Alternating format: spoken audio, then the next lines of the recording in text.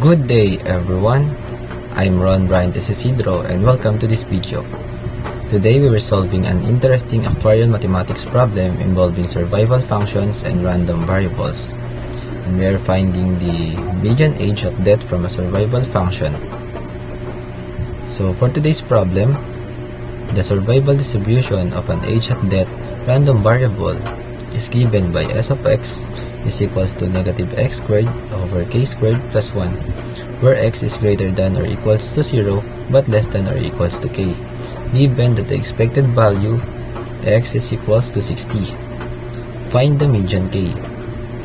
So in this video, I'll walk you through how to approach and solve this step by step. So first, we need to understand the variables of the problem. S of x is the survival function. It gives the probability that a life or a person or a device survives beyond the age. So the probability that a random variable x representing the age at death is greater than x. So next is the E. Expected value of x is the expected value or the mean of the random variable x, which represents age at death. So it tells you the average age at death across the whole population based on the probability distribution. Next is the M, or the median. The median is the age M such that half of the population survives past M. So the goal of this video is to compute the expected value E of x and the median M using the given survival function s of x is equals to negative x squared over k squared plus 1, where x is greater than or equals to 0 but less than or equals to k. So step 1. Understand the survival function s of x. We are given s of x is equals to negative x squared over k squared plus 1, where x is greater than or equals to 0 but less than or equals to k. So when x is equals to 0, s of x is equals to 1. But when x is equals to k, s of x is equals to 0. So next is step 2, finding k. So we are using the given E of x, or the expected value, is equals to 60. So to find k, where k is the maximum possible lifespan. So the equation, we are using the equation E of x is equals to the integral of s of x dx from 0 to k. So we substitute the s of x. So we now have the expected value of the integral negative x squared over k squared plus 1 dx from 0 to k.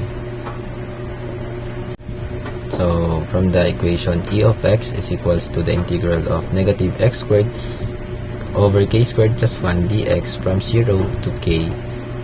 We split the equation into two.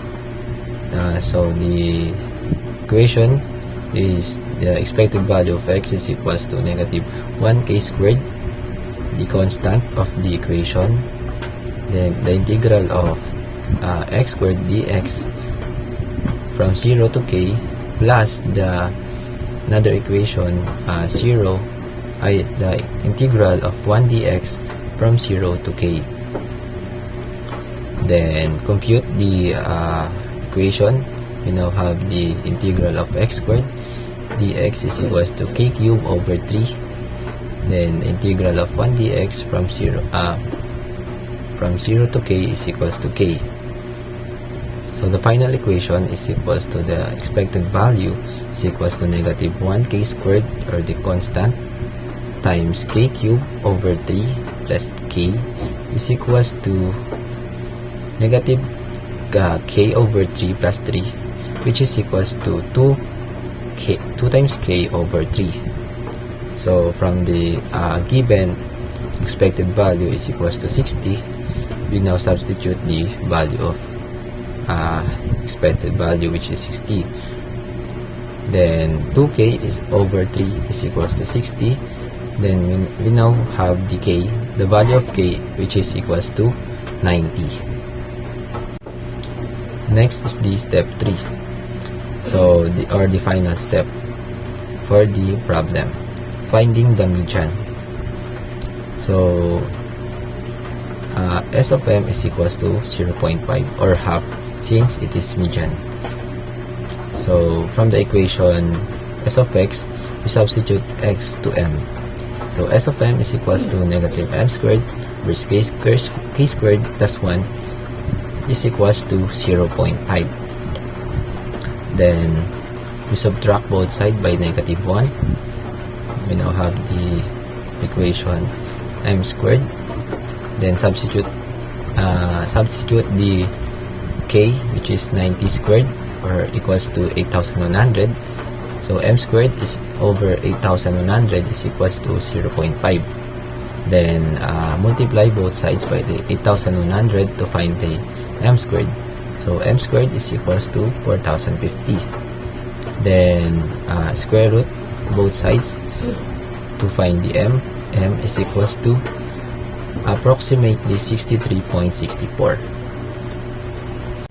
So for the final answer for our problem, given that s of x is equals to negative x squared over k squared plus 1, where x is greater than or equals to 0 but less than or equals to k. So our expected value is equals to 60, k is equals to 90, and m is equals to approximately 63.4. So therefore, the median age at death is approximately 63.64 years. So that's all, guys. I hope you learned something. Thank you for watching.